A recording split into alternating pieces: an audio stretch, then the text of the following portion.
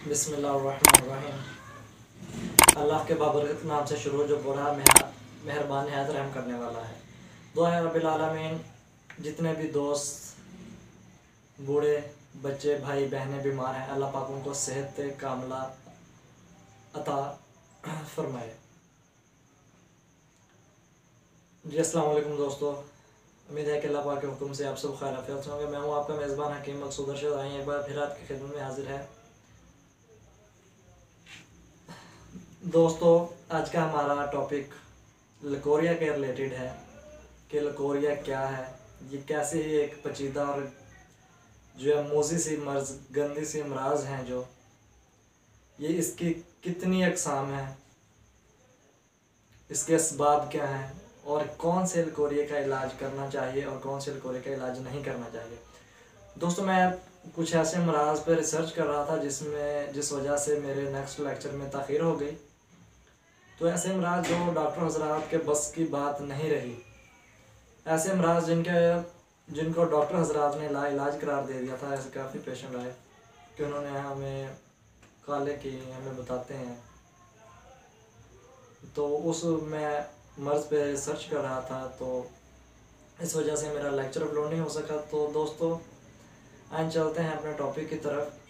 दोस्तों, आज का हमारा टॉपिक है लकोरिया के रिलेटेड है कि लकोरिया है क्या, कितनी अकसाम है इसकी, कितनी किस्म का लकोरिया होता है और कौन से लकोरिया का इलाज करना चाहिए और कौन से लकोरिया का इलाज नहीं करना चाहिए। दोस्तों देखें, अगर लकोरिया असाबी उज़लाती तरी सर्दी तहरीक में होगा तो हम उसका इलाज नहीं करेंगे, क्योंकि पहले ही जिस्म में रतूबात की ज़्यादती की वजह से हमारा जिस्म जो है रतूबात को एक्सेप्ट नहीं कर रहा, जिस वजह से वो रतूबात हमारे वजाइना के रास्ते से डिस्चार्ज हो रही होती हैं। अगर हम उसे रोकेंगे, कोई ऐसी खुशक दवा याद देकर अगर हम उसे रोकने की कोशिश करेंगे तो हमारे लिए नुकसान का बायस होगा। हमें मेंसेस आने में प्रॉब्लम हो जाएगी, हमारे लीवर में प्रॉब्लम हो जाएगी और इसी तरह हमारी किडनी में, हमारे मसाने में चिड़चिड़ा सा पन पैदा हो जाएगा और हमारा दिमाग जो है फ्रेश नहीं रहेगा और जिसम में सुस्ती का हालिसी और बहुत सी पेचीदा से मराज लाक होना शुरू हो जाते हैं।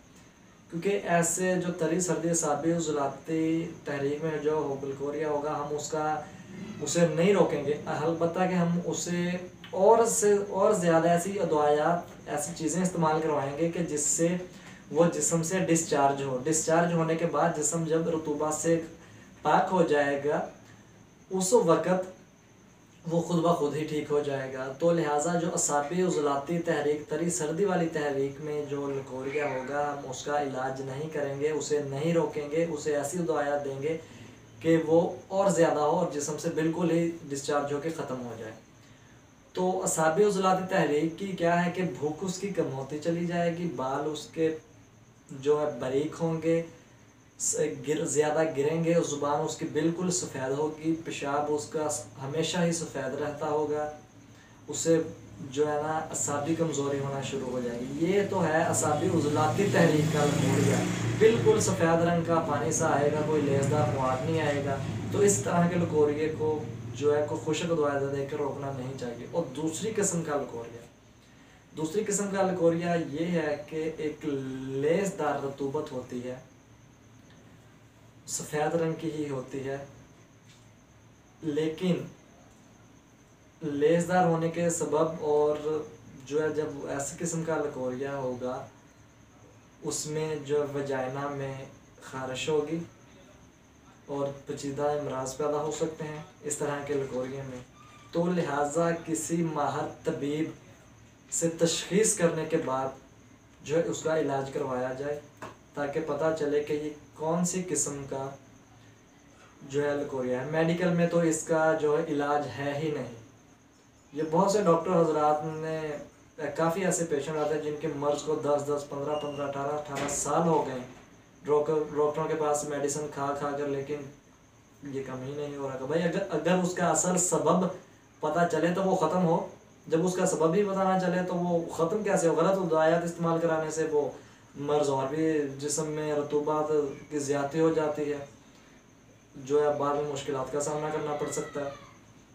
तो तीसरी किस्म का लकोरिया वो होता है जो रतूबात एक तो कम लेसदार होगी, बहुत ज़्यादा लेसदार होगी, पीप की शक्ल सूरत इख्तियार कर लेगी, उसमें से जो है कि स्मेल आएगी। ये भी बहुत ख़तरनाक इकसाम का लकोरिया है, इसकी भी तशख़ीस करें। ये असाबी तहरीक में ये हो गए लकोरिया। और एक लकोरिया वो होता है जो डेट आने से 2 से 3 दिन पहले शुरू हो जाए और वजाइना में जो है ख़ारिश हो, और डेट के मेंसेस के दिन गुजर जाने के बाद भी वजाइना में ख़ारिश होती रहे। और ये जो इन्फेक्शन की अलामत होती हैं कि वजाइना में लकोरिया के बायस इन्फेक्शन हो चुका है, क्योंकि ये एक बहुत ही जो है गलीज़ मादा होता है। तो किसी माहिर तबीब से पहले मशवरा करें जो इन कामों में महारत रखता हो, तशख़ीस में महारत रखता हो, उसके बाद जाके इसकी ट्रीटमेंट करवाएं। और जो गुद्दी में होगा ना, गुद्दी तहरीक में लकोरिया होगा, यानी कि तरी गर्मी तहरीक में लकोरिया होगा, हम उसका इलाज करेंगे, उसका इलाज कर सकते हैं। वो ज़्यादातर जो गुद्दी तहरीक में लकोरिया होगा वो ज़्यादातर ज़्यादा लेसदार और ख़ारिश वाला और स्मेल वाला ही होगा, उसका इलाज हम कर सकते हैं। वो भी पहले हम जानेंगे कि आया कि ये जो प्रॉब्लम हो रही है कोई हमारी किडनी में कोई प्रॉब्लम तो नहीं हो गई, हमारे मसाने में कोई ऐसी प्रॉब्लम तो नहीं हो गई जिस वजह से हमें ये लकोरिया हुआ है। हमें हमारा हो गुर्दों का इन्फेक्शन, मसाने का इन्फेक्शन, कोई रतूबात ऐसे ही डिस्चार्ज हो रही हो, तो हम समझे कि ये है लकोरिया, हम उसका इलाज करवाना शुरू कर दें, तो फिर देखिए बन गया ना मसला। तो लिहाजा इस किस्म के जो है किसी से भी ऐसी जो इन कामों में महारत ना रखता हो, किसी से भी ऐसी दवाइयात लेकर इस्तेमाल नहीं करनी चाहिए। क्योंकि बहुत सारे पेशेंट आए, उन्होंने ऐसे दवाइयात इस्तेमाल की, एक ने कहा जी मुझे तो आराम आ गया, तुम भी ये इस्तेमाल करो, तुम्हें भी आराम आ जाएगा। वो दूसरे पेशेंट ने वही दवाई इस्तेमाल की, तो वो उसे प्रॉब्लम ही ऐसी बन गई कि औरत बांझपन हो गई, वो हमेशा के लिए औलाद ही पैदा नहीं कर सकती। एज क्या है उसकी, ज़्यादा से ज़्यादा 22 से 23 साल एज है। बन गया ना, देखें मसला क्या। एक ही दवाई 2 अमराज में इस्तेमाल नहीं करवाई जा सकती, 2 पेशेंट को एक ही जो अदवायात नहीं दी जा सकती। तो लिहाजा इन कामों से किसी से मेडिसिन लेकर ऐसे यूज़ नहीं करें। किसी माहिर नब्ज़ शनास से तशख़ीस करवाएं, बीमारी की तशख़ीस करने के बाद जो वो आपको रहनुमाई फ़राहम करें उस पर अमल करें ताकि आप परेशानियों से बच सकें। दोस्तों, मेरे चैनल का लिंक आपको ऊपर मिल जाएगा। आप मेरे चैनल यूट्यूब चैनल मकसूद अशरफ 786 को सब्सक्राइब करें और बेल आइकन को प्रेस करें और वीडियो को शेयर करें ताकि जितने मेरा पैगाम ज़्यादा से ज़्यादा लोगों तक पहुँचे, वो इन मुश्किलात से छुटकारा हासिल करें और इनसे बचा जा सके। और दूसरी बात भाइयों, हमारा इस काम में साथ दे, ये हमने एक फलाही काम शुरू किया है खिदमत इंसानियत के लिए। क्योंकि दोस्तों हर चीज़ पैसा नहीं होती, इंसानियत भी कोई चीज़ होती है। आजकल ऐसे ऐसे मराज पैदा हो रहे हैं कि जिनकी वजह से लोग बहुत परेशान हैं। एक ही किस्म का मर्ज़ हो, चाहे लकोरिया हो, बुखार हो, टाइफाइड हो, मलेरिया हो, सबसे पहले इसकी तशख़ीस करें कि ये कौन सी अक़साम का है। अगर इसकी तशख़ीस नहीं करेंगे, मेडिसिन गलत इस्तेमाल करवा लेंगे, तो ये पेचीदा इमराज की ये शक्ल इख्तियार कर लेगा। तो उसका इलाज हो जाता है लेकिन एक लंबा पीरियड चला जाता है। तो उस सूरत में उतनी देर तक तो हमारे बॉडी के अंदर अज़ायर अज़ा में इतनी ताकत ही नहीं रहती कि वो कोई चीज़ अफोर्ड कर सके। तो लिहाजा जो है कि मेरी इन बातों पर गौर कीजिएगा, मेरा हौसला अफजाई के लिए मेरा साथ दीजिए, दुआ में याद रखिए। अल्लाह आपका हामी और नासिर हो।